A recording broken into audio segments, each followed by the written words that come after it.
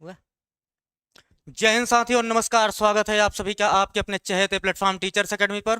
Good morning all of you. तो चलिए भाई, जैसा कि पीछे के बैकग्राउंड से एक चीज़ तो बिल्कुल क्लियर हो जा रही है कि आज की जो अपनी क्लास है, आज की अपनी क्लास जो है भाई वो है practice set first. Practice set first है और ये प्रैक्टिस हम लोग कर किसके लिए रहे हैं? तो बीपीएससी टीआरई 4.0 के लिए, साइंस बायोलॉजी के लिए हम लोग ये प्रैक्टिस कर रहे हैं, जो कि एनसीईआरटी और एससीईआरटी बेस्ड होगा, मतलब स्टेट बोर्ड की जो बुक्स होंगी उस पर भी बेस्ड होगा। प्रणाम निधि जी। तो आज की जो अपनी प्रैक्टिस होगी वो एनसीईआरटी और एससीईआरटी बेस्ड होगी और हम लोग ये प्रैक्टिस करेंगे कर किसके लिए रहे हैं? तो बीपीएससी के लिए, बीपीएससी टीआरई 4.0 के लिए कर रहे हैं भाई। आप कहीं का अगर टीजीटी दे रहे हैं या पीजीटी दे रहे हैं तो ये प्रैक्टिस फिर भी आपके लिए कारगर होगी, क्योंकि सवाल है, बायोलॉजी के क्वेश्चंस हैं, तो फ़ायदा मिलेगा ही मिलेगा भाई। चलिए, तो गुड मॉर्निंग आप सभी को। मीना जी, अशोक जी, निकिता जी, निधि जी, सभी लोग जुड़ गए हैं भाई। चलिए इसी क्रम में आगे बढ़ा जाए। और जैसा कि आप लोगों को पता है कि teachers academy course of the day करके एक प्रोग्राम आप लोगों के लिए डेली लाता है, और आज का कोर्स ऑफ द डे है टीजीटी होम साइंस के लिए। आज का कोर्स ऑफ द डे है भाई टीजीटी होम साइंस के लिए, मतलब गृह विज्ञान के लिए है। जो लोग भी टीजीटी की तैयारी कर रहे हैं, होम साइंस उनका सब्जेक्ट है, तो आज का ऑफर उनके लिए है। और स्पेशल ऑफर रखा गया है आज का 999 रुपये। ऑफर प्राइस है 999 रुपये और ऑफर की वैलिडिटी है 24 आवर्स। कोर्स की वैलिडिटी है 1 ईयर। हम प्रोवाइड क्या चीज़ें करेंगे? तो सर हम recorded class, practice class, doubt session, advance PDF notes, ये सब सारी चीज़ें प्रोवाइड करेंगे। गुड मॉर्निंग वैदेही जी, डेजी जी, बायो इन्फॉर्मेटिक्स जी, निकिता गुप्ता जी, स्वागत है भाई आप सभी का। और जिन्हें भी टीजीटी होम साइंस के लिए कोर्स परचेस करना है तो यहाँ संस्था के 2 नंबर दिए गए हैं। इस नंबर पर कॉल या व्हाट्सएप करके आप लोग बैच से रिलेटेड जानकारी ले सकते हैं और बैच को ज्वाइन कर सकते हैं। इसी क्रम में भाई अब हम लोग आगे बढ़ेंगे और शुरू करेंगे आज की क्लास को। ठीक है, आज की क्लास को हम लोग स्टार्ट करेंगे। गुड मॉर्निंग दिविशा जी। चलिए, स्वागत है आप सभी का। एक बार आप लोग मैसेज करिए, ऑडियो क्लियर है भाई? वीडियो ठीक ठाक दिख रहा है? आज क्लियरिटी है कि नहीं? आज तो ब्लर नहीं है मामला, आज चीजें क्लियर दिख रही हैं? आज ब्लर तो नहीं दिख रहा है ना? चलिए मैसेज करिए, उसके बाद क्लास को शुरू किया जाए भाई। एक बार सभी लोग मैसेज कर दीजिए, डन सर करिए, उसके बाद क्लास को स्टार्ट किया जाए। आशा करते हैं आप लोग एकदम बढ़िया होंगे भाई। कनक जी, गुड मॉर्निंग भाई कनक जी। चलिए शुरू करते हैं आज की क्लास को। लेते हैं पहला सवाल, और पहला सवाल ये एक्चुअली रिपीट हो गया है, ठीक है ना? क्योंकि जो भाई साहब काम करते हैं, ये सब चीजें प्रिंट करते हैं, टाइप करते हैं, तो उन्होंने फर्स्ट सवाल को हटाया ही नहीं है। हम 30 क्वेश्चंस देते हैं तो वो 31 32 कर देते हैं, कभी कभी ऐसी चीजें हो जाती हैं। तो आप लोग इसका आंसर दीजिए, हालांकि ये सवाल हम लोग सॉल्व कर चुके हैं। आंसर दीजिए, देन हम लोग शुरू करते हैं। पहले सवाल का आंसर दे लीजिए। ये सवाल आप लोग सॉल्व किए हो, अभी पिछले प्रैक्टिस में किए हो, 1-2 प्रैक्टिस पहले। Water soluble pigment found in plant cell vacuole, पादप कोशिका की राजधानी में जल घुलित वर्णक कौन से हैं? ये प्रैक्टिस आप लोग किए हैं भाई, ये सवाल आप लोग किए हैं। एंथोसाइनिन होता है, ये वाटर सेलुबल पिगमेंट होता है, और ये सब कैसे होते हैं? फैट सॉल्युबल होते हैं या ऑर्गेनिक सॉल्वेंट में सॉल्युबल होते हैं। चलिए, ये चीजें सबको क्लियर है, सभी लोग प्रैक्टिस कर रहे हैं, सबका नाम मुझे याद है, दिख भी रहा है, तो ये आप लोगों को पता है कि ये सवाल हम लोग कर चुके हैं। सेकंड क्वेश्चन की तरफ हम लोग चलते हैं, इसका जवाब आप लोग देंगे भाई। सेकंड क्वेश्चन आपकी स्क्रीन पर है और इसका जवाब आप लोग दीजिए। सेकंड क्वेश्चन में बोल रहा है, which of the following is a vascular cryptogams? कौन सा प्लांट वेस्कुलर क्रिप्टोगैम्स है? बोल रहा है 4 आपके पास दिए गए हैं ऑप्शंस भाई, एग्जांपल्स दिए गए हैं। निम्नलिखित में से कौन सा एक क्रिप्टोगैम्स वर्ग में आता है? वेस्कुलर क्रिप्टोगैम्स कौन सा है भाई? हाँ, क्लोरोफिल जो होता है फैट सॉल्युबल होगा, जेंथोफिल भी फैट सॉल्युबल होगा। इसका जवाब दीजिए। सेकंड नंबर क्वेश्चन इंपॉर्टेंट है। वेस्कुलर क्रिप्टोगैम्स इनमें से कौन है? सिड्रस है, इक्विस्टम है, जिंको है, या आपका मार्केंसिया है, बायो इन्फॉर्मेटिक्स जी ने आंसर सी दिया है, कुमकुम दुबे जी ने आंसर बी दिया है, डेजी जी ने आंसर बी दिया है भाई। जवाब अभी आ रहे हैं सबके। गुड मॉर्निंग महबूब आलम जी। चलिए,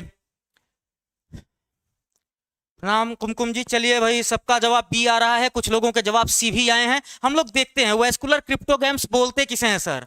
आप बोलेंगे सर टेरिडोफाइट्स को, टेरिडोफाइट्स को बोलते हैं वेस्कुलर क्रिप्टोगैम्स। ये चीजें तो आप लोगों को ध्यान है ही। और यहां पर अगर हम सर्च करें सर तो सिड्रस क्या है? आप बोलेंगे सर जिम्नोस्पर्म है, ये तो जिम्नोस्पर्म है सर। और सिट्रस बोलते किसे हैं? आप बोलेंगे सर ये तो देवदार को बोलते हैं। किसे? देवदार को। देवदार को सिट्रस बोलते हैं। तो ये तो जिम्नोस्पर्म हो गया सर। इक्विसिटम जो होता है ये क्या होगा सर? आप बोलेंगे सर यही तो टेरिडोफाइट्स है, यही टेरिडोफाइट्स है, यही टेरिडोफाइट्स है सर। इक्विसिटम को ही क्या बोलते हैं? आप बोलेंगे सर इसे बोलेंगे हॉर्स टेल, इसे बोलेंगे हॉर्स टेल, इसे बोल देंगे सर हॉर्स टेल। तो आंसर आपका बन रहा है इक्विसिटम। बिल्कुल भाई, आंसर आपका इक्विसिटम बनेगा।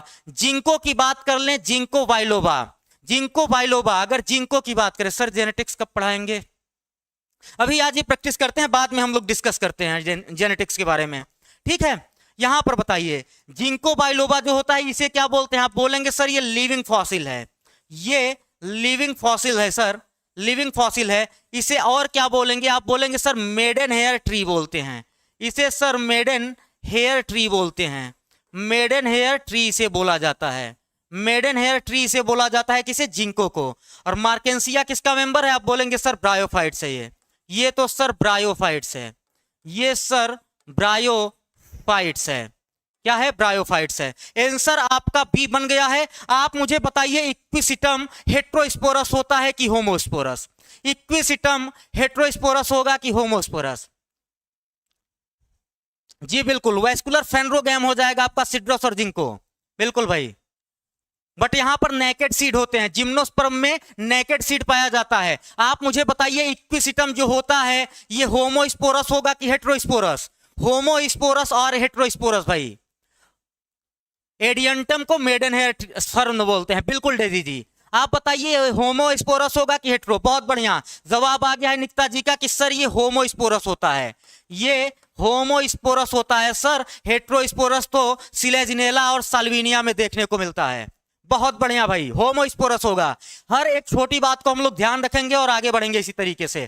Third number question, Peripatus is a connecting link between, Peripatus is a connecting link between, बताइएगा। थर्ड नंबर क्वेश्चन आपके सामने है, Peripatus is a connecting link between Coelenterata and Porifera, Ctenophora and Platyhelminthes, Mollusca and Echinodermata, Annelida and Arthropoda. चार option आपके सामने है भाई, बहुत बढ़िया। Equisetum, Lycopodium, Adiantum, Dryopteris. अरे हमने लीड से एक बताया था, LEAD करके ऐसे एक बताया है भाई, और मैसी करके बताया है किसके लिए? हेट्रोस्पोरस के लिए। बहुत बढ़िया, जवाब सबका आ रहा है यहां पर डी कि सर एनेलिडा और आर्थ्रोपोडा के बीच का कनेक्टिंग लिंक है। बिल्कुल भाई, बिल्कुल। पेरीपेटस आपका क्या होता है? एनेलिड्स और आर्थ्रोपोड्स के बीच का कनेक्टिंग लिंक होता है।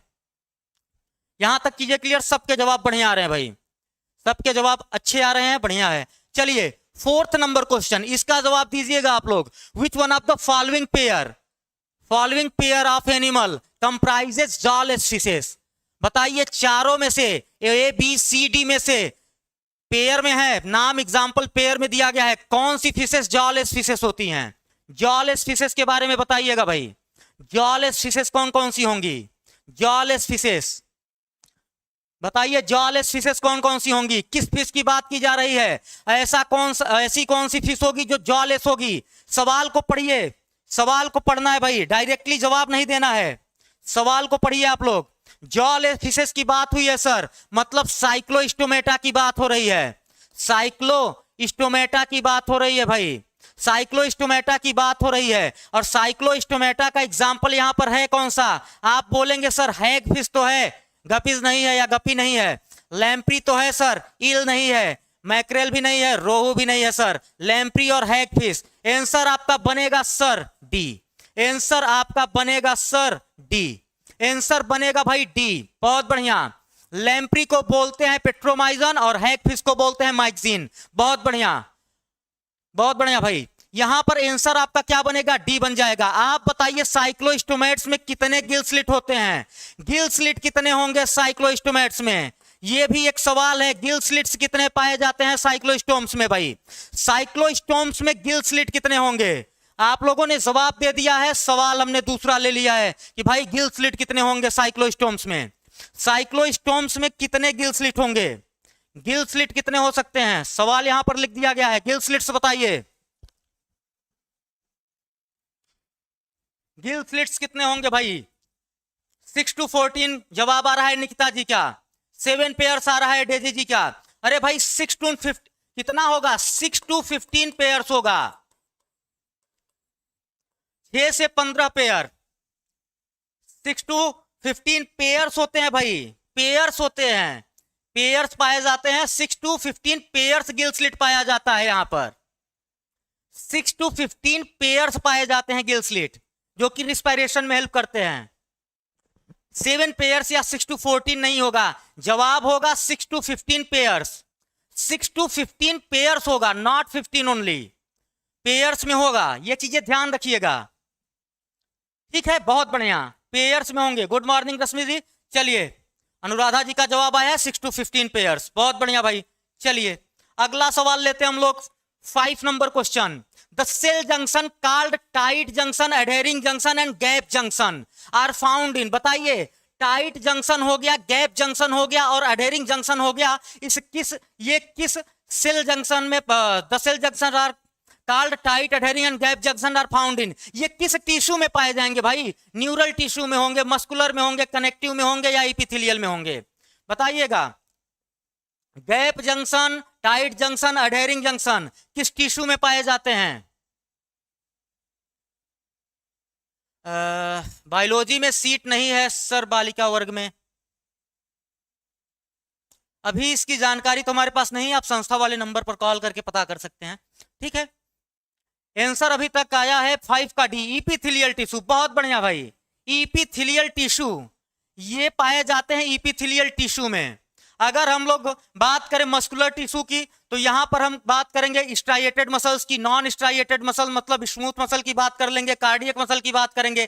कनेक्टिंग टिश्यू, कनेक्टिव टिश्यू में हम लोग बोन की बात करेंगे, कार्टिलेज, लिगामेंट, ब्लड, इन सब चीजों की बात करेंगे। न्यूरल टिश्यू में हम लोग ब्रेन की बात करेंगे, ब्रेन टिश्यू की बात करेंगे।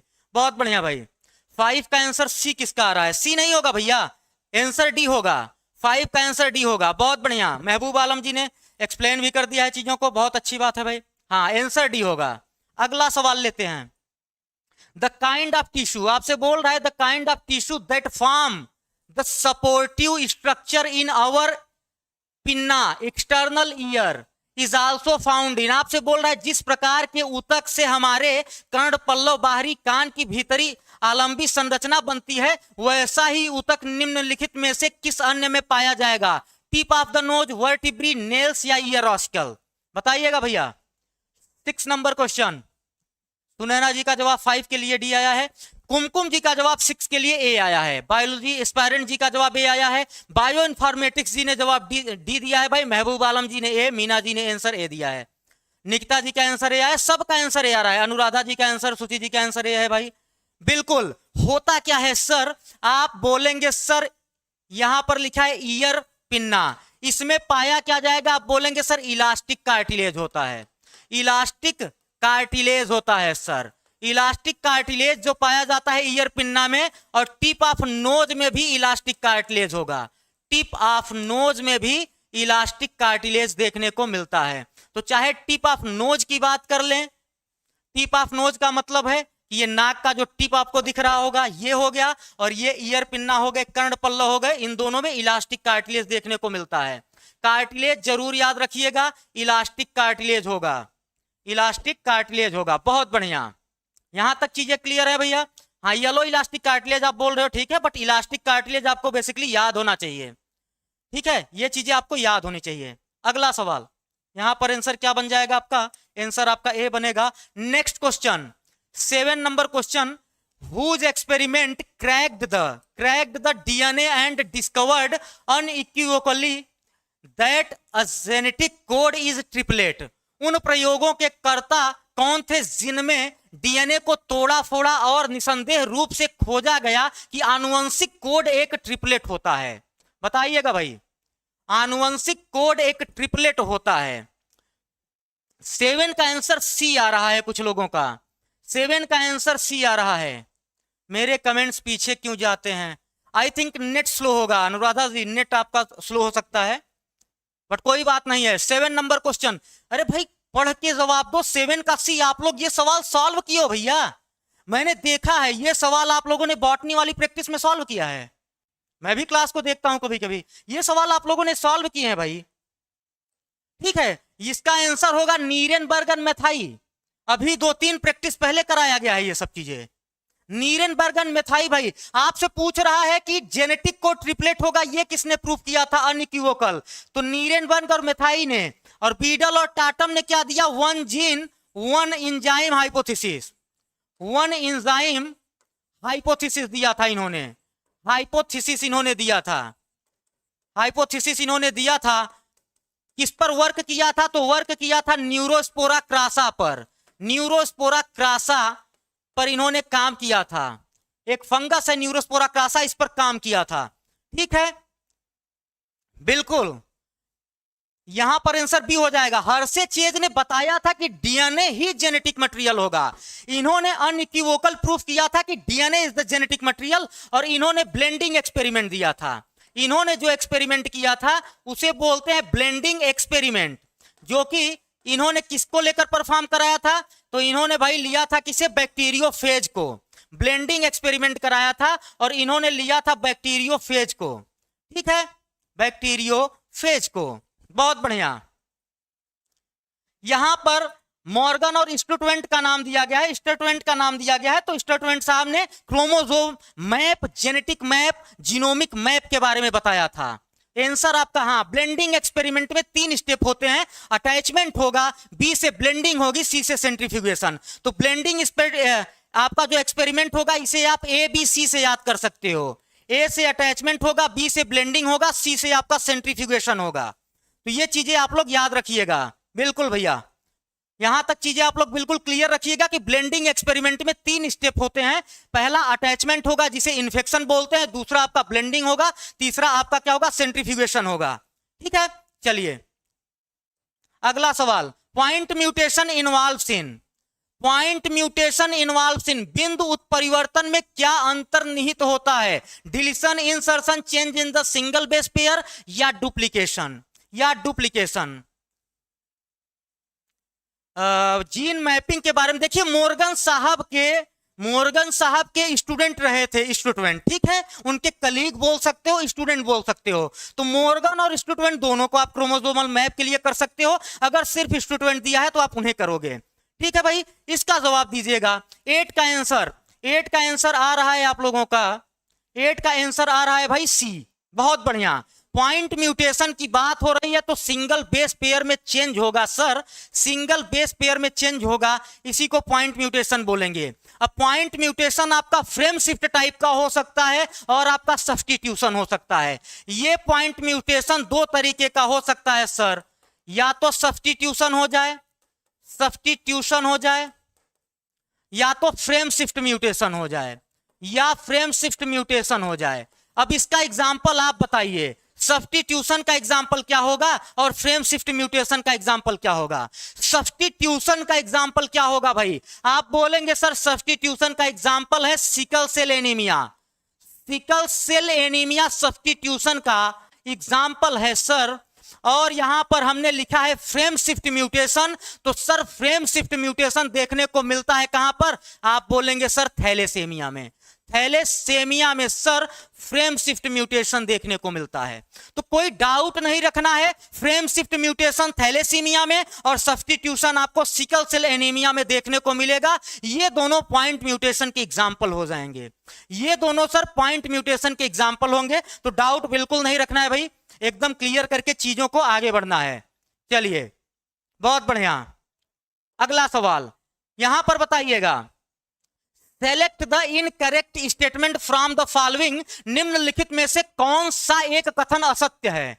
कौन सा एक कथन असत्य है भाई बताइएगा। Baldness is a sex limited trait, baldness sex limited trait होगा क्या?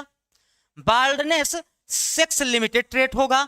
Linkage is an exception of principle of independent assortment, बिल्कुल भाई। लिंकेज क्या होता है? लिंकेज होता है इंडिपेंडेंट असॉर्टमेंट का exception. Galactosaemia is a inborn error metabolism, ये भी सही है भाई, ये भी सही है। 9 का आंसर ए आ रहा है। यहां पर हमने बोला small population size result in random genetic drift, बिल्कुल जेनेटिक ड्रिफ्ट जो होता है ऑपरेट करता है स्मॉल पॉपुलेशन में। और यहां पर लिखा है पैटर्न बाल्डनेस, ये क्या होता है? सेक्स लिमिटेड ट्रेट होगा क्या? अभी तक किसी ने ये नहीं बताया कि बाल्डनेस कैसा ट्रेट होगा, सेक्स लिमिटेड होगा कि क्या होगा। हम मान लेते हैं सर सेक्स लिमिटेड नहीं होता, सेक्स इन्फ्लुएंस्ड ट्रेट होता है। ये कैसा होता है, सेक्स इन्फ्लुएंस्ड ट्रेट होता है, इन्फ्लुएंस्ड ट्रेट होगा भाई, सेक्स इन्फ्लुएंस्ड ट्रेट होता है, न कि सेक्स लिमिटेड। ध्यान रखिएगा, ये सेक्स लिमिटेड नहीं होता, सेक्स इन्फ्लुएंस्ड ट्रेट होता है। सेक्स लिमिटेड ट्रेट नहीं होगा, सेक्स इन्फ्लुएंस ट्रेट होगा। ये ध्यान रखना है भाई, यहां तक चीजें क्लियर रखिएगा। इनकरेक्ट मतलब बिल्कुल यहां पर इनकरेक्ट ही तो पूछा है, हम तो सवाल को ही इंडिकेट कर देते हैं पूरा का पूरा भाई। ठीक है, अभी चीजें शायद क्लियर हुई हो कि यहां क्यों ये गलत है। तो सेक्स इन्फ्लुएंस्ड ट्रेट होता है, न कि सेक्स लिमिटेड। बिल्कुल भाई। चलिए अगला सवाल लेते हैं, कॉटिलीडन एंड टेस्टा। आप बताइए cotyledons and testa respectively are edible parts of. बताइए कॉटिलीडन और टेस्टा किसके एडिबल पार्ट होंगे, रिस्पेक्टिवली बताना है। एग्जांपल्स आपके पास रखे गए हैं। सर मेरा वीडियो रुक रुक कर चल रहा है। हाँ तो हम भी तो सेक्स इन्फ्लुएंस्ड ही बोल रहे हैं भाई, सेक्स लिमिटेड नहीं होगा, सेक्स इन्फ्लुएंस्ड होगा, हम भी तो वही बताए हैं। चलिए बी, 10th का बी आ गया है, ग्राउंड नट एंड पॉम ग्रेनेट। चलिए अगर यहां पर हम लोग देखें कॉटिलीडन, तो बिल्कुल ग्राउंड नट का कॉटिलीडन क्या होता है, एडिबल होता है। और पॉम ग्रेनेट, अनार का टेस्टा जो होता है ये एडिबल होता है, अनार का टेस्टा एडिबल होता है। ये जवाब तो आप लोगों ने दे लिया बिल्कुल। कैस्यू का एडिबल पार्ट बताइए भाई, काजू का एडिबल पार्ट बताइए, और लीची का बताइए। काजू में हम लोग क्या खाते हैं और लीची में क्या खाते हैं सर। आंसर सबका बी आया है, बहुत अच्छी बात है, आंसर सबका बी आया है। यहां पर जवाब दीजिए, कैस्यू नट हो गया या लीची हो गया, इसका एडिबल पार्ट बताइए भाई। कैस्यू नट में हम लोग क्या खाते हैं, कैस्यू नट में आप बोलेंगे सर कॉटिलीडन खा लेंगे। यहां पर भी कॉटिलीडन्स होता है, कॉटिलीडन्स यहां पर भी खा लेंगे या पेडुंकल खाते हैं। और लीची की बात करें तो यहां पर एरिल, यहां पर एरिल। जवाब देते रहिए भाई, सबको जवाब देना है। वालनट में क्या खाएंगे हम लोग, वालनट में क्या खाते हैं सर। आप बोलेंगे सर लोब्ड कॉटिलीडन यहां पर होता है, यहां पर सर लोब्ड कॉटिलीडन होगा, लोब्ड कॉटिलीडन वालनट के केस में खाते हैं। टैमरिंड की बात करें, इमली की बात कर लें भाई, इमली में क्या खाया जाता है। आप बोलेंगे सर पेरिकार्प या मीजोकार्प हो जाएगा, जनरली पेरिकार्प ही हम लोग खा जाते हैं। ठीक है, अगर यहां का देखिए भाई, फ्रेंच बीन, फ्रेंच बीन का और कोकोनट का बताइए। आप बोलेंगे सर कोकोनट में तो इंडोस्पर्म हम लोग खा जाते हैं, इंडोस्पर्म खा भी लेते हैं, और पीने के लिए कोकोनट मिल्क जो होता है, कोकोनट वाटर जो होता है, उसका इंडोस्पर्म क्या करते हैं हम लोग, ड्रिंक भी कर लेते हैं। फ्रेंच बीन का बताइए, फ्रेंच बीन में क्या खाया जाता है। फ्रेंच बीन, फ्रेंच बीन में क्या होगा भाई। आप बोलेंगे सर सीड खा जाएंगे, सीड एंड क्या हो सकता है, पॉड भी खा लेते हैं। चलिए ये एडिबल पार्ट्स हम लोगों ने देख लिए हैं। सीएम का जोक ना बनाए, क्या हो गया भाई। चलिए चलिए अगला सवाल, सीएम का जोक ना बनाए, कौन जोक बना रहा है। चलिए अगला सवाल देखा जाए, 11 नंबर क्वेश्चन भाई। एन एग्जाम्पल ऑफ सीड, ध्यान से पढ़िएगा, an example of seed with endosperm, perisperm and caruncle, and caruncle is. एक ऐसे बीज का जिसमें भ्रूणपोष, परिभ्रूणपोष और कारंकल बीज चोलक होते हैं, निम्नलिखित में से कौन सा उदाहरण है। Castor, cotton, coffee, lily. इसका जवाब दीजिएगा भाई, इसका जवाब दीजिएगा।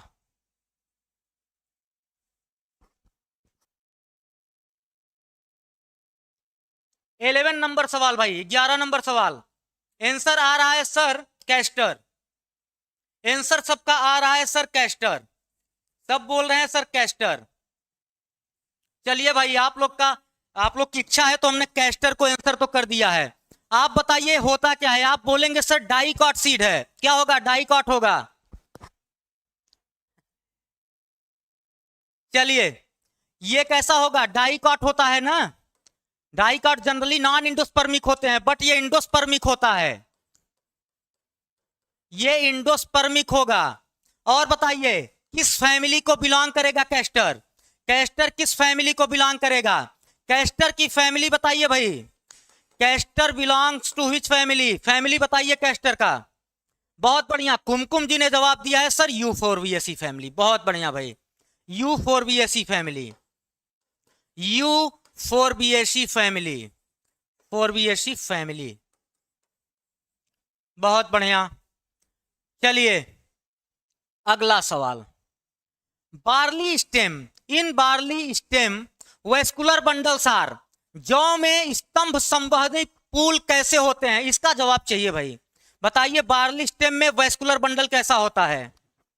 आजकल बार्डनेस एक एग्जाम्पल बहुत लोग हैं। यहां पर जवाब दीजिएगा बार्ली स्टेम का वेस्कुलर बंडल कैसा होगा? बार्ली का मतलब क्या है? मोनोकाट है सर। इसका जवाब दीजिएगा। मोनोकाट के स्टेम में या बार्ली स्टेम में वेस्कुलर बंडल? आंसर आ रहा है सर बी।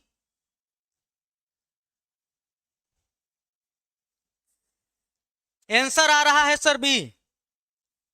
बायो इन्फॉर्मेटिक्स जी ने भी आंसर दिया है, बायोलॉजी एस्पायरेंट जी ने भी दिया है, कुमकुम दुबे जी ने भी आंसर दिया है। अरे भाई पढ़ो सवाल आराम से। अगर ये मोनोकाट है, ये मोनोकाट है, मोनोकाट है भाई, तो यहां पर क्लोज्ड होता है और स्कैटर्ड होता है। क्लोज्ड और स्कैटर्ड होगा। जाइलम और फ्लोएम के बीच में कैम्बियम नहीं पाया जाता यहां पर भाई,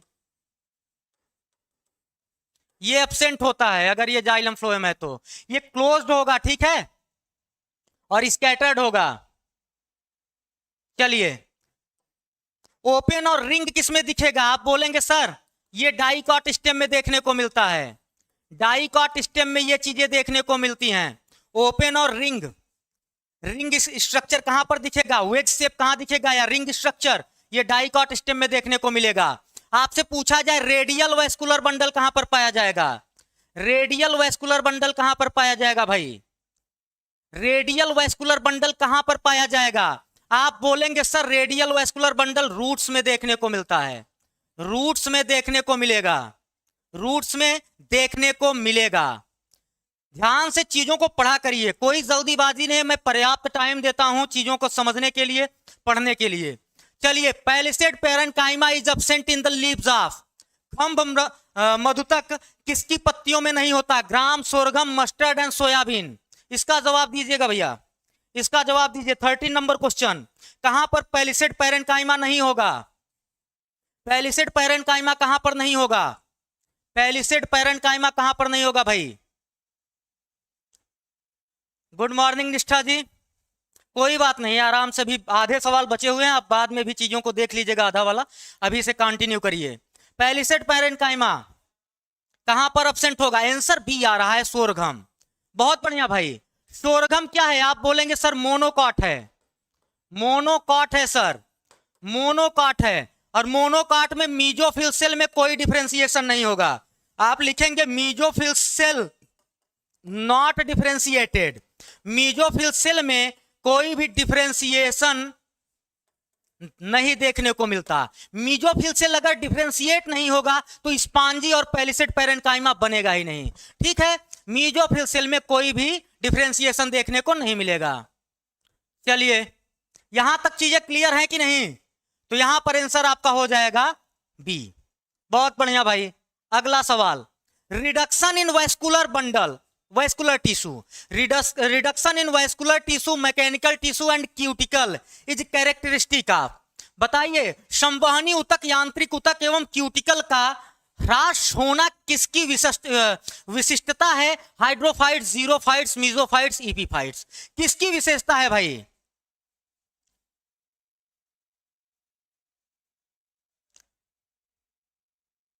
यहां पर इसका जवाब दीजिए, इसका जवाब दीजिए भाई कि vascular tissue, mechanical tissue, cuticle कहां पर एब्सेंट होगा? आपके पास सवाल आपका है 14 का ए आ रहा है सर हाइड्रोफाइट्स। बहुत बढ़िया जवाब आप लोगों के आ रहे हैं, हाइड्रोफाइट्स। हाइड्रोफाइट्स में वैस्कुलर टिश्यू, मैकेनिकल टिश्यू और क्यूटिकल ये जनरली एब्सेंट होते हैं। ये एडेप्टेशन ही होता है हाइड्रोफाइट्स का। बिल्कुल भाई, हाइड्रोफाइट्स का एडेप्टेशन भी होता है, ठीक। चलिए अगला सवाल अगर हम लोग देखें, ये सवाल भी शायद हम लोग किए हैं लेकिन फिर भी कर लेते हैं। Anatomical fairly old dicotyledonous root is distinguished from dicotyledonous stem. Dicot root को डाइकॉट स्टेम से हम कैसे क्या कर सकते हैं, डिफ्रेंशिएट कर सकते हैं एनाटॉमी के बेसिस पर। Position of protoxylem, absence of secondary xylem, absence of secondary phloem, presence of cortex. ये सवाल भी आप लोगों को कराया हूं, जवाब इसका आप लोग देंगे भाई, आप लोग को ही देना पड़ेगा। बताइएगा एनाटॉमिकली डाइकॉट रूट को डाइकॉट स्टेम से किस तरीके से डिफरेंशिएट किया जा सकता है, डिस्टिंग्विश किया जा सकता है। अभी तक किसी का जवाब आया नहीं है। 15 का आंसर ए आ रहा है, बहुत बढ़िया। 15 का आंसर ए आ रहा है, अनुराधा जी ने गलती से आंसर बी दिया है। अरे भाई पोजीशन ऑफ प्रोटोजाइलम के बेसिस पर जब भी हम लोग देखिए प्रोटोजाइलम की बात करते हैं तो रूट में कौन सी कंडीशन रहेगी और स्टेम में कौन सी कंडीशन होगी, उस दिन बताया था। तो रूट में एक्सार्च कंडीशन होती है और स्टेम में इंडार्च प्रोटोजाइलम होता है, इंडार्च कंडीशन देखने को मिलती है। ये उस दिन भी हम लोग डिस्कस किए थे, ठीक है। तो स्टेम में इंडार्च कंडीशन होगी और रूट में क्या होगा, एक्सार्च होगा। दोनों को डिस्टिंग्विश करने के लिए यही पर्याप्त है।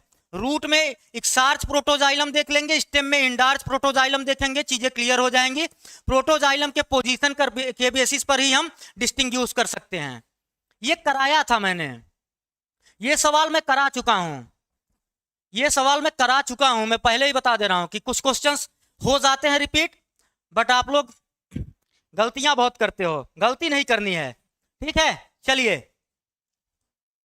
विच one of the following pair, बोल रहा है कौन सा pair of food compound in human reaches in stomach totally undigested. बताइए कौन सा ऐसा पेयर है जो ह्यूमन के स्टमक में टोटली अनडाइजेस्टेड होता है। यहां से जवाब दीजिए भाई। मानवों में निम्नलिखित में से किस एक जोड़े के खाद्य घटक आमाशय में बिल्कुल बिना पचे पहुंचते हैं, जिनका पाचन स्टमक में पहुंचते हैं और नहीं हुआ रहता।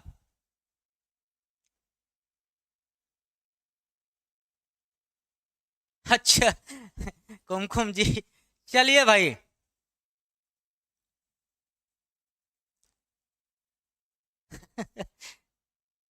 ईरर इज ह्यूमन सर, बिल्कुल ईरर करिए लेकिन बेहतर ढंग से यहां पर चीजों को देखिए। बताइए यहां पर जवाब दीजिए 16 नंबर 16 का आंसर। स्टमक में किसका पाचन नहीं हुआ रहता है। आप बोलेंगे सर स्टमक में आपका फैट और सेल्यूलोज, क्या होगा भाई, फैट और सेल्यूलोज। कुछ चीजें याद आ रही हैं कि नहीं, फैट और सेल्यूलोज।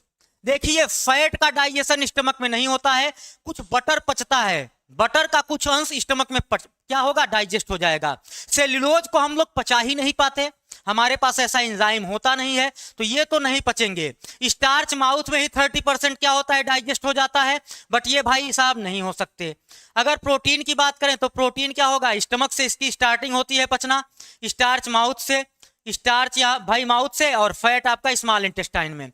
बट आपसे पूछा है कि स्टमक में कौन अनडाइजेस्टेड होगा, तो फैट और सेल्यूलोज आपका आंसर हो जाएगा। आंसर आपका फैट और सेल्यूलोज हो जाएगा। सेल्यूलोज को पचाने वाला कोई एंजाइम अपने पास होता नहीं, आप कितना भी पालक खा लीजिए आप उसे पचा नहीं सकते। पालक से हमको मिनरल्स मिल सकता है, वाइटामिन्स मिल सकते हैं, बाकी हम सेल्यूलोज को नहीं पचा सकते, ठीक है। अगला सवाल यहां पर बताइए elbow joint, elbow joint is an example of, elbow joint is an example of, बिल्कुल स्टार्च 30% माउथ में ही क्या होता है, डाइजेस्ट हो जाता है। यहां पर जवाब दीजिएगा सर 17 नंबर क्वेश्चन है, एल्बो ज्वाइंट किसका एग्जाम्पल होता है। एल्बो ज्वाइंट सर किसका एग्जाम्पल होगा, 17 नंबर क्वेश्चन। 17 का सी आ रहा है सर हिंज ज्वाइंट, जवाब आ रहा है सर हिंज ज्वाइंट, जवाब आ रहा है हिंज ज्वाइंट, हिंज ज्वाइंट, सबका जवाब आ गया सर हिंज ज्वाइंट। बिल्कुल हिंज ज्वाइंट के एक नहीं दो एग्जाम्पल आप बताइए भाई। आप बोलेंगे सर एक तो एल्बो ही लिखा है, तो हिंज को हमने लिख दिया यचाई से, और एक हमने लिख दिया किसे, के का मतलब हो गया नी, नी में जो ज्वाइंट होगा, और ई का मतलब एल्बो में। याद करने का तरीका, यचाई का मतलब हिंज ज्वाइंट हो जाएगा, के का मतलब नी में और एल्बो में। नी और एल्बो में क्या होगा भाई, यहां पर हमने लिख दिया नी में और एल्बो में। यहां पर हिंज ज्वाइंट देखने को मिलता है।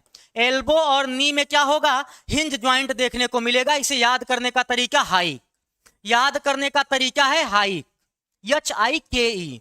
आपसे पूछा जाए बाल एंड सॉकेट ज्वाइंट का एग्जांपल, आप बोलेंगे सर शोल्डर ज्वाइंट, आप बोलेंगे सर शोल्डर ज्वाइंट हो जाएगा, and hip joints, and hip joints जो होंगे, हिप ज्वाइंट जो होगा ये एग्जांपल बाल एंड सॉकेट का होगा।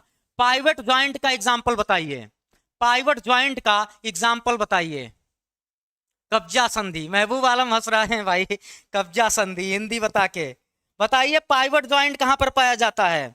आप बोलेंगे सर एटलस और एक्सिस के बीच में, एटलस एंड एक्सिस के बीच में आपका पाइवट ज्वाइंट देखने को मिलता है। एटलस और एक्सिस के बीच में पाइवट होगा और ग्लाइडिंग ज्वाइंट आपका कार्पल्स के बीच में देखने को मिलेगा। ग्लाइडिंग ज्वाइंट आपका कार्पल्स के बीच में देखने को मिलेगा, बिटवीन कार्पल्स, कार्पल्स के बीच में ग्लाइडिंग ज्वाइंट्स आपकी देखने को मिलेगी। ठीक है, तो इसे याद करने का तरीका हाइक है, याद करके रखिएगा। चलिए भाई अगला सवाल, तो यहां पर आंसर टिक कर देते हैं भैया। Next question, which one of the following acid is a derivative of कैरोटिनाइड।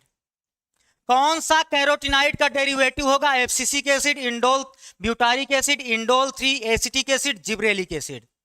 Gibberellic acid, जी बिल्कुल जिब्रेलिक एसिड, जिब्रेलिक एसिड। यहां पर जवाब दीजिए कौन सा कैरोटिनाइड का डेरिवेटिव होगा, डेरिवेटिव ऑफ कैरोटिनाइड। आंसर आ रहा है सी, आशा कुमारी जी ने आंसर सी कर दिया है भाई, मीना दुबे जी ने आंसर सी किया है, अनुराधा जी ने आंसर सी किया है। सवाल पढ़ते क्यों नहीं हो आप लोग, अरे सवाल पढ़ा करो, डांट खाने वाली बात कर रहे हो। एफसीसिक एसिड जो होता है कैरोटिनाइड का डेरिवेटिव होता है। अरे भाई ये दोनों किसके हैं, इंडोल कंपाउंड है, इंडोल डेरिवेटिव होते हैं, इंडोल डेरिवेटिव होते हैं। ये सब सवाल मैं कराया हूं। और ये आपका जिब्रेलिक एसिड क्या होगा, टर्पीन्स होंगे, ये टर्पीन्स होंगे, टर्पीन्स होंगे। जिब्रेलिक एसिड टर्पीन्स होगा, इंडोल डेरिवेटिव भाई। आईबीए, आईए क्या है, ऑक्सिन की बात कर रहा है। एफसीसिक एसिड, एफसीसिक एसिड का मतलब एबीए, एबीए क्या होगा, ये आप बोलेंगे सर एबीए आपका हो जाएगा, एबीए आपका हो जाएगा कैरोटिनाइड डेरिवेटिव। गलतियां बहुत कर रहे हो आप लोग, बहुत गलत बात है। चलो सब कुछ बताया हूं, जब भी सवाल कराता हूं सब लिखवा देता हूं एक तरफ से। ये ध्यान रखिएगा, इंडोल डेरिवेटिव, इंडोल कंपाउंड होता है किसमें, आईबीए में, आईए में, दोनों नेचुरल ऑक्सीजन होते हैं। जिब्रेलिक एसिड टर्पीन का डेरिवेटिव होता है, और एबीए आपका हो गया, एफसीसिक एसिड हो गया, ये कैरोटिनाइड का डेरिवेटिव होता है। ठीक है, चलिए भाई नया क्वेश्चन। चलिए अगला सवाल, यहां पर बताइए the correct sequence of spermatogenetic stage leading to the formation of sperm in mature human testis. शुक्राणु जनन अवस्थाओं का वह कौन सा सही क्रम है जिससे परिपक्व मानव वृषण में शुक्राणु बनते हैं। बताइए करेक्ट सीक्वेंस कौन सा है स्पर्मेटोजेनेसिस का। सर जी गलती हो गया, ठीक है ना, हमारा मन किया डांटने का, हमारा मन डांटने का कि हमने डांटा। अब गलती करोगे तो हम डांट भी सकते हैं, इतना तो है ही ना। क्या डांटा नहीं जा सकता क्या, बताइए। किसी को नाराज नहीं होना है, आंसर दीजिए इसका। भाई करेक्ट सीक्वेंस की बात करें, स्पर्मेटोगोनिया से स्पर्मेटिड नहीं बनेगा, स्पर्मेटोगोनिया से पहले स्पर्मेटोसाइड बनेगा, प्राइमरी फिर सेकेंडरी, फिर यहां पर स्पर्मेटिड आता, देन आपका स्पर्म आता। ठीक है, इसके बाद स्पर्म आता, तो ये तो गलत है, स्पर्मेटोसाइड पहले नहीं आ सकता। Spermatogonia, spermatocyte, spermatid and sperm, तो आंसर आपका बन जाएगा सी, आंसर आपका बनेगा सी, आंसर आपका बनेगा सी। यहां पर स्पर्मेटिड पहले नहीं आ सकता, आंसर आपका सी। इतना भयंकर कौन डांटता है। 30 क्वेश्चन है भाई। कोई बात नहीं, अगला सवाल 20 नंबर क्वेश्चन। अभी 8-10 सवाल और बचे, अपने पास 20 मिनट का समय भी है भाई। When breast feeding is replaced by, ये सवाल इंपॉर्टेंट है, when breast feeding is replaced by less nutritive food, low in protein and calorie, ऐसा देखो कोई चाइल्ड है, 1 साल से छोटा बच्चा है, the infant below the age of 1 year, बच्चा 1 साल से छोटा है, उसको क्या किए, ब्रेस्ट फीडिंग से हटाकर लेस न्यूट्रिटिव फूड जिसमें लो प्रोटीन और कैलोरी है उस पर रख दिए, तो वो किससे सफर करेगा, पेलाग्रा डिजीज से, या आपका क्या होगा, मैरेस्मस होगा, रिकेट्स होगा, या क्वाशियरकोर होगा। सोना बाबू की तरह गुस्सा करते हैं सर अरे भाई, आप सभी लोग मेरे या तो बड़े भाई होंगे या छोटे भाई होंगे या सारी की सारी मेरी बहनें होंगी, तो क्या दिक्कत है, डांटने में कौन सा दिक्कत, भाई बहन के बीच में कोई ये सब होता है क्या, चलता है सब, मैं डांटूंगा आप सुनोगे भाई। यहां पर होगा क्या, 20 का जवाब दीजिए, 20 का जवाब दीजिए, कुछ लोगों का जवाब भी आया, अरे भाई आप ये भी तो देखो, आपसे बोला क्या है, कैलोरी और प्रोटीन दोनों की अगर डिफिशियंसी हो जाएगी, और यहां पर 2 इंडिकेशन है, एज 1 साल से कम है, यहां पर लिखा है बिलो 1 ईयर, और लिखा है प्रोटीन कैलोरी दोनों, तो इसमें मैरेस्मस डिजीज होता है। अगर क्वाशियरकोर की बात करें, इसमें सिर्फ प्रोटीन डिफिशियंसी होगी, प्रोटीन ओनली, इसमें डिफिशियंसी सिर्फ प्रोटीन की होगी, और यहां पर एज 1 साल से ज्यादा होगी, एज मोर देन 1 होगा, यहां पर एज जो होगा मोर देन 1 ईयर होगा, मोर देन 1 ईयर होगा। और अगर यहां पर बात करें, चर्मदाह बोलते हैं पेलाग्रा डिजीज को, तो ये होता है नियासिन की डिफिशियंसी से, नियासिन या B3 की डिफिशियंसी से। अगर रिकेट्स की बात करें तो विटामिन डी की डिफिशियंसी से ये होता है, विटामिन डी डिफिशियंसी से रिकेट्स होता है बच्चों में, ठीक है, बिल्कुल, यहां पर आंसर होगा मैरेस्मस। अगर प्रोटीन और कैलोरी दिया गया है, किसकी डिफिशियंसी है, और कितना है, बच्चे की उम्र बिलो 1 ईयर है, मतलब 1 साल से छोटा है, तो मैरेस्मस डिजीज होगी, और प्रोटीन की बस डिफिशियंसी है तो क्वाशियरकोर होगा, इसमें बच्चे की उम्र 1 साल से ज्यादा होगी, 1 साल से ज्यादा होगी, ठीक है भाई। चलिए अगला सवाल, 21 number question, which one of the following has maximum genetic diversity in India. ये सवाल अच्छा है, भारत में निम्नलिखित में से किस एक में सर्वाधिक आनुवंशिक विविधता पाई जाती है। स्पीसीज डाइवर्सिटी की बात होने लगी है भाई, इसका जवाब दीजिए।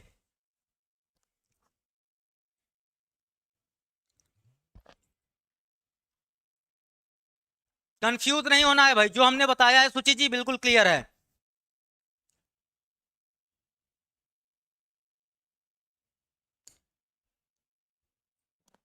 क्या हो गया भाई, यहां पर जवाब दीजिए आप।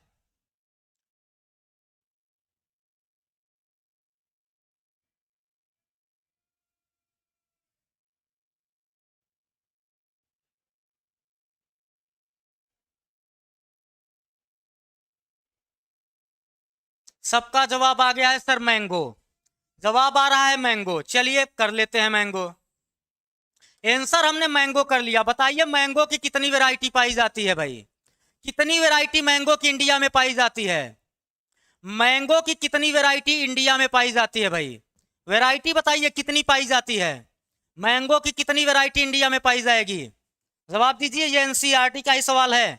मैंगो की कितनी वैरायटी होगी, आप बोलेंगे सर 1000 वैरायटी होगी, 1000 वैरायटी मैंगो की इंडिया में देखने को मिलती है, कितनी भाई, 1000 वैरायटी देखने को मिलती है, ठीक है। अगर आपसे बोला जाए राइस, बताइए राइस के कितने स्ट्रेन इंडिया में पाए जाएंगे, राइस के कितने स्ट्रेन इंडिया में पाए जाएंगे, राइस और मैंगो दोनों हो सकता है, बट यहां पर राइस दिया नहीं गया है, तो कितने स्ट्रेन राइस के इंडिया में पाए जाते हैं, राइस के कितने स्ट्रेन होंगे भाई, राइस के कितने स्ट्रेन इंडिया में पाए जाते हैं, जवाब दीजिएगा भैया।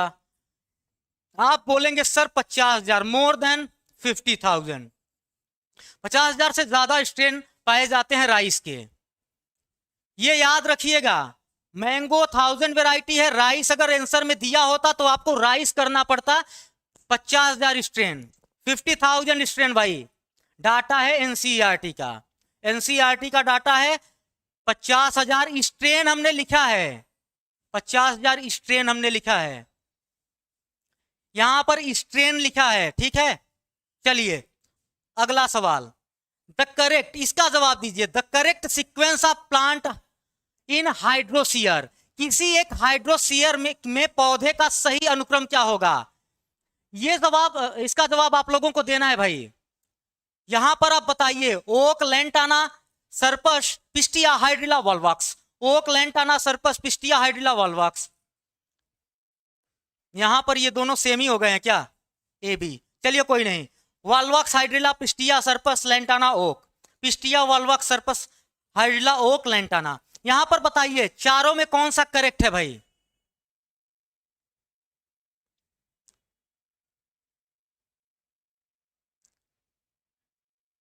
22 नंबर क्वेश्चन। अरे भाई सबसे पहले प्राइमरी प्रोड्यूसर को रखेंगे, मतलब फाइटोप्लैंक्टन आएगा, फिर रूटेड सबमर्ज प्लांट आएंगे, फिर सबमर्ज प्लांट आएगा, फिर रीड स्वैम, फिर मार्स मीडो, तब आपका ट्री आएगा। तो यहां पर आप बताइए फाइटोप्लैंक्टन दिख कौन रहा है? आप बोलेंगे सर फाइटोप्लैंक्टन हो जाएगा वॉल्वॉक्स, फाइटोप्लैंक्टन हो जाएगा सर वॉल्वॉक्स, ग्रीन एल्गी होता है, ये हो जाएगा करेक्ट, सी वाला करेक्ट होगा सर, वॉल्वॉक्स फाइटोप्लैंक्टन होगा। देन हाइड्रिला क्या होगा? रूटेड सबमर्ज प्लांट होगा। पिस्टिया क्या होगा? पिस्टिया की बात अगर हम लोग कर लें तो आप बोलेंगे sir submerged free floating plant होगा। सर्पस की बात करें फिर अगर हम लोग सर्पस की बात कर लें तो रीड स्वैम्प स्टेज आएगा। उसके बाद क्या आएगा? लेंटाना आपका आ रहा है जिसे मार्स मीडो स्टेज बोलेंगे। देन ओक आएगा जिसे हम लोग ट्री बोलेंगे। तो आंसर आपका सी बनेगा। ठीक है, आंसर आपका सी बनेगा, आंसर आपका सी बनेगा। ये ध्यान रखिएगा, वॉल्वॉक्स क्या होता है? फाइटोप्लैंक्टन होता है यहां पे। अगला सवाल, DDT residue, DDT residue are rapidly passed through food chain. ये फूड चेन से रैपिडली पास्ड होता है, causing biomagnification because DDT is. बताइए, डीडीटी रेजिड्यू रैपिडली पास करता है फूड चेन को, काज करता है बायोमैग्निफिकेशन बिकॉज डीडीटी है water soluble, lipid soluble, moderate toxic होता है, non toxic to the aquatic animals. इसका जवाब दीजिए। हाँ, वॉल्वॉक्स कॉलोनी में रहते हैं भाई, बिल्कुल कॉलोनियल एल्गी ही होता है, ग्रीन एल्गी होता है। Good morning Uma ji. यहां पर जवाब दीजिए भाई। 23 का आंसर अभी तक आया नहीं। ए आंसर आया है बायो इन्फॉर्मेटिक्स जी का, सूची जी का आंसर सी आया है। अरे भाई डीडीटी कब से वाटर सॉल्युबल हो गया? फैट सॉल्युबल होता है, लिपिड सॉल्युबल होता है। डीडीटी आपका लिपिड सॉल्युबल होगा, फैट सॉल्युबल होगा भाई, फैट सॉल्युबल होता है डीडीटी, नॉन बायोडिग्रेडेबल होता है, फैट सॉल्युबल होता है भाई, वाटर सॉल्युबल नहीं होता डीडीटी। डीडीटी वाटर सॉल्युबल नहीं होता है, डीडीटी वाटर सॉल्युबल नहीं होता, फैट सॉल्युबल होता है सर, फैट सॉल्युबल होता है डीडीटी। डीडीटी फैट सॉल्युबल होता है, वाटर सॉल्युबल नहीं होता। एक बार आप लोग क्रॉस चेक करिएगा, ये फैट सॉल्युबल होता है। बहुत ही अच्छा सवाल है, ये फैट सॉल्युबल होता है सर, बिल्कुल। हाँ, स्टार लगा सकते हो आप, ये फैट सॉल्युबल होता है। अगला सवाल, global agreement, global agreement in specific control strategies to reduce the release of ozone depleting substances was adopted by. आपसे बोला जा रहा है ओजोन का ह्रास रोकने के लिए पदार्थों के विमोचन को घटाने हेतु विशिष्ट नियंत्रण रणनीतियों वाला वैश्विक समझौता किसके द्वारा किया गया था? The Vienna convention, Rio de Janeiro conference, Montreal protocol या क्योटो प्रोटोकॉल? जवाब दीजिएगा भाई।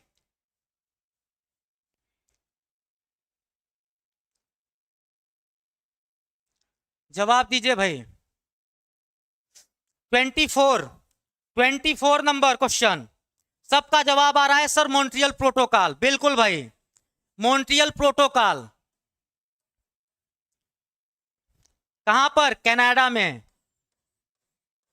ईयर भी बताइए। 1987। यही ईयर था कि कुछ और था भाई? ईयर यही था ना।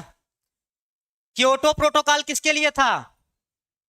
ये रिड्यूस करने के लिए, किसको? ग्रीन हाउस गैस को, reduction in green house gas के लिए क्योटो प्रोटोकॉल है, ठीक है ना, reduction in green house gases. Answer आप लोगों का बनेगा सी, आंसर सी बनेगा। क्वेश्चन कितना हार्ड किए हैं सर? हार्ड कहां है भाई, सब एनसीईआरटी के सवाल हैं, ये सब पूछे गए हैं सवाल, बस पूछने का तरीका चेंज किया गया है। एग्जाम आपके ऊपर रहम नहीं करेगा। कोई भी कंडक्टिंग बॉडी होगी एग्जाम की ना, तो वो पेपर हार्ड भी कर सकती है, सरल भी कर सकती है। प्रैक्टिस कर रहे हैं, लेवल हम लोग ऊपर नीचे करेंगे भाई, अपने बस में है। प्रैक्टिस चल रही है ना, टेस्ट तो ये प्रैक्टिस चल रही है, एग्जाम तो है नहीं। हम लोग चीजों को सीखेंगे यहाँ पर। जवाब दीजिए, which one of the following wrong pairing for disease, wrong pairing for disease and its causal या काउजल ऑर्गेनिज्म। रॉन्ग पेयरिंग कौन सी है? 25 नंबर क्वेश्चन। बिल्कुल लेवल रखना पड़ेगा, लेवल रखना पड़ेगा भाई, और आसान ही है, बहुत हार्ड नहीं है। आपके सिलेबस के बियॉन्ड जाके मैंने कभी कुछ कराया ही नहीं है। यहां पर बताइए, रूट नॉट ऑफ वेजिटेबल मिलेडोगाइनो इनकॉग्निसिया, सही है भाई। ये तो आपसे रॉन्ग पेयर पूछा है, रॉन्ग पेयर बताना है। Late blight of potato Alternaria solani, अरे नहीं भाई, यहां पर होता है फाइटोफ्थोरा। अगर लेट ब्लाइट की बात करें तो Phytophthora, Phytophthora infestans, infestans, infestans, ठीक है। अल्टरनेरिया सोलेनी काज करता है early blight of potato, early blight of potato, blight of potato. Phycomycetes के member, black rust of wheat Puccinia graminis, बिल्कुल loose smut of wheat Ustilago nuda. तो answer आपका कौन सा गलत है? आप बोलेंगे सर बी वाला इनकरेक्ट है, बी वाला सर इनकरेक्ट है, और यही आंसर बन जाएगा। आंसर आपका बनेगा बी। बहुत बढ़िया, बहुत बढ़िया भाई, आंसर बी बनेगा। 26 नंबर सवाल, ये संभल के दीजिएगा जवाब। Which of the following plant species you would select for the production of bioethanol. इसका जवाब संभल के दीजिएगा। बायोइथेनॉल के प्रोडक्शन के लिए हम इसमें से किसका चुनाव करेंगे भाई? जेट्रोपा, ब्रेसिका, जियामेज या पोंगेमिया? बताइएगा। बायोइथेनॉल के लिए, बायोइथेनॉल के लिए हम इनमें से किसका चुनाव करेंगे? बायोइथेनॉल की बात हो रही है भाई, बायोइथेनॉल के लिए किसका चुनाव करेंगे? नीतू पांडे जी का आंसर बी आया है, सुनैना जायसवाल जी का आंसर बी आया है भाई। कुछ लोगों के जवाब ए आ रहे हैं,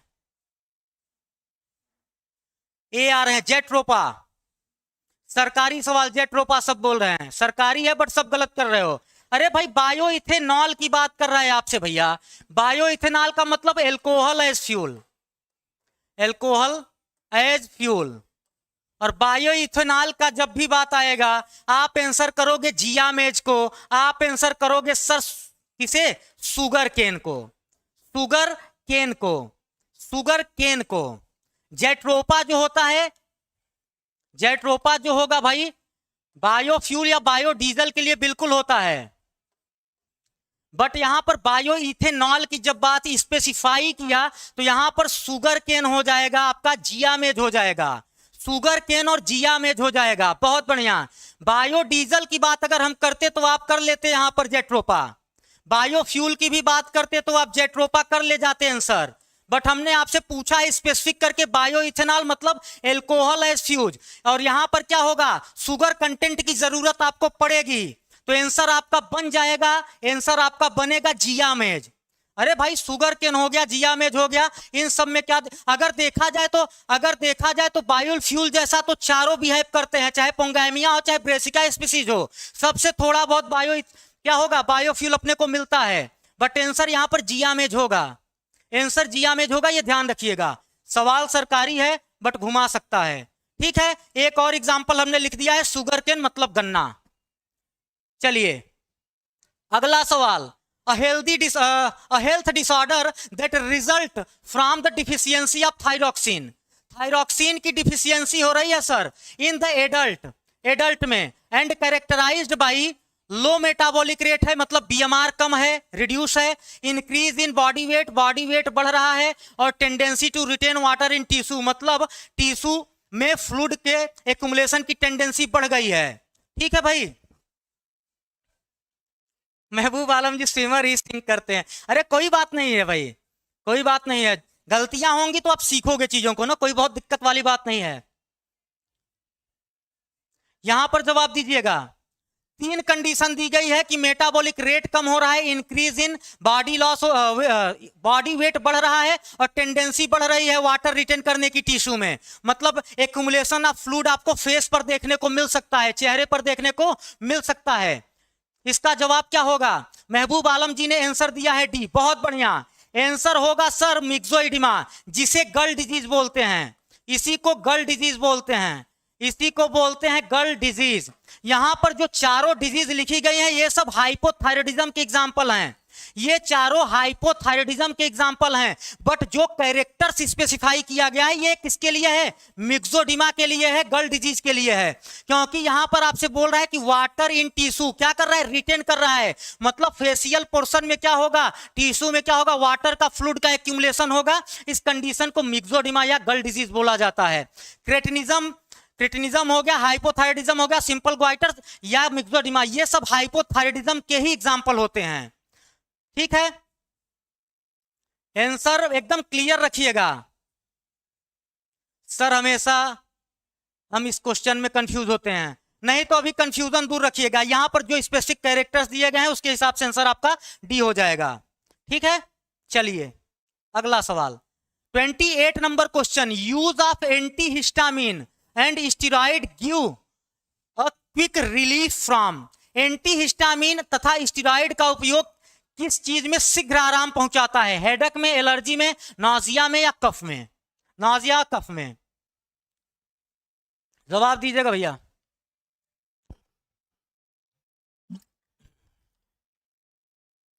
जवाब दीजिएगा।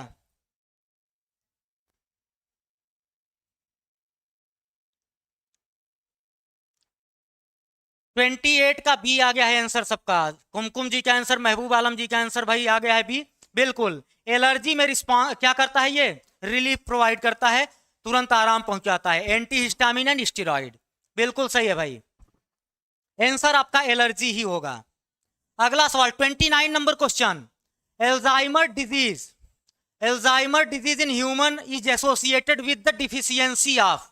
किसकी डिफिशियंसी के कारण मानव में एल्जाइमर रोग का होना किसके अभाव से जुड़ा है? गाबा मतलब gamma amino butyric acid, dopamine, glutamic acid and acetylcholine, and acetylcholine, and acetylcholine. 29 number question most important सवाल है आज का। एल्जाइमर डिजीज में किसकी डिफिशियंसी होती है? एल्जाइमर डिजीज में किसकी डिफिशियंसी होगी? 29 का आंसर आ रहा है बी। आंसर कुछ लोगों का भी, कुमकुम जी का आंसर बी आया है और आपका सुचि जी का आंसर सी आया है, अनुराधा जी का आंसर बी आया है। सब डोपामिन को आंसर कर रहे हैं सर। आप लोग ध्यान रखिएगा, एल्जाइमर डिजीज में एसिटिलकोलिन की डिफिशियंसी होती है। किसकी डिफिशियंसी होती है? एसिटिलकोलिन की डिफिशियंसी हो जाती है। ये एक न्यूरोट्रांसमीटर होता है, ये एक न्यूरोट्रांसमीटर होता है जो कि स्टिमुलेटरी टाइप का होता है। ये स्टिमुलेटरी टाइप का क्या होगा? न्यूरो ट्रांसमीटर होगा। और यहां पर जो आपका गाबा लिखा हुआ है या डोपामिन लिखा हुआ है, ये आपके इनहिबिटरी टाइप के न्यूरोट्रांसमीटर होते हैं। इनहिबिटरी न्यूरोट्रांसमीटर होंगे, न्यूरोट्रांसमीटर होंगे, ट्रांसमीटर्स होंगे। ठीक है भाई। और यहां पर अब आपका सवाल ये है, सवाल यहां पर ये है कि एसिटिलकोलिन का सिंथेसिस कौन कराएगा? एसिटिलकोलिन की सिंथेसिस कौन कराता है? ये भी एक सवाल है। एसिटिलकोलिन की कमी तो हो गई, बट इसकी सिंथेसिस कौन कराएगा? बताइए, इसकी सिंथेसिस कौन कराएगा? आप बोलेंगे सर माइटोकॉन्ड्रिया। एसिटिलकोलिन की सिंथेसिस कराता है सर माइटोकॉन्ड्रिया। ये ध्यान रखिएगा, ये भी एक सवाल है और स्टार है। बिल्कुल ये स्टार है। एसिटिलकोलिन की सिंथेसिस माइटोकॉन्ड्रिया कराता है। अरे भाई, डोपामिन न्यूरोट्रांसमीटर होता है बट इनहिबिटरी टाइप का है। आप देखो ना, मैंने बता दिया ना, ये इनहिबिटरी टाइप का क्या होता है? ट्रांसमीटर होगा। ये वाला जो आपका एसिटिलकोलिन है ये कैसा होगा? ये स्टिमुलेटरी होता है, स्टिमुलस प्रोवाइड करता है। और एल्जाइमर डिजीज में क्या होता है? लॉस ऑफ मेमोरी हो जाती है। एल्जाइमर डिजीज में लॉस ऑफ मेमोरी होगी। रीजन क्या होगा? एसिटिलकोलिन होगा भाई, रीजन एसिटिलकोलिन होगा। डोपामिन क्या करता है? डोपामिन तो आपका इनहिबिटरी टाइप का न्यूरोट्रांसमीटर होता है। इनहिबिटरी टाइप का क्या होगा? न्यूरोट्रांसमीटर होगा। ठीक है, ये स्टिमुलस प्रोवाइड करता है, मतलब एक तरीके से एक्सिलरेट करेगा प्रोसेस को। ये भाई साहब लोग क्या करते हैं, इनहिबिट करते हैं। ठीक। अब ये स्टिमुलेटरी टाइप का है, अगर पहुंचेगा नहीं तो लॉस ऑफ मेमोरी होने के चांसेस होंगे, बस इतना सा सवाल है। हाँ, गजनी बन जाते हैं। चलिए 30 number question, which one of the following pair is wrongly matched. बताइए कौन सा पेयर रॉन्गली मैच्ड है। आपसे बोल रहा है टेक्सटाइल में एमाइलेज, डिटर्जेंट के लिए लाइपेज, एल्कोहल के लिए नाइट्रोजिनेज और फ्रूट जूस के लिए पेक्टिनेज। जवाब दीजिए, जल्दी से इसका जवाब दीजिए भाई।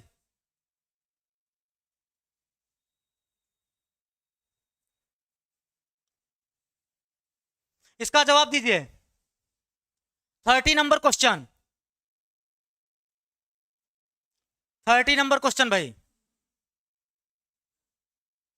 यहां पर अगर हम देखें टेक्सटाइल के लिए तो एमाइलेज करेक्ट होगा भाई, पेयर सही है। ठीक है, डिटर्जेंट लाइपेज, और एल्कोहल के लिए नाइट्रोजिनेज का यूज नहीं होता। नाइट्रोजिनेज नाइट्रोजन फिक्सेशन के लिए होता है, न कि एल्कोहल के लिए। तो आंसर क्या बनेगा आपका, सी बनेगा। फ्रूट जूस को साफ करने के लिए क्या होगा, पेक्टिनेज, और सॉरी फ्रूट जूस के लिए क्या होगा, पेक्टिनेज होगा सही pair. But nitrogenase nitrogen fixation में हेल्प करता है, न कि अल्कोहल इंडस्ट्री में। आंसर सी होगा, आंसर सी हो जाएगा भाई। आंसर क्या होगा, सी होगा। आज का अंतिम, बताइए tiger is not resident, tiger is not resident in which one of the following national park. किस नेशनल पार्क में टाइगर रेजिडेंट नहीं होगा, इसका जवाब दीजिए, क्लास को खत्म किया जाए फिर। टाइगर कहां पर रेजिडेंट नहीं होगा भाई, टाइगर कहां पर रेजिडेंट नहीं होगा, इसका जवाब दीजिए। 31 जल्दी से करिए, सर की क्लास लगी हुई है, जल्दी छोड़ना है।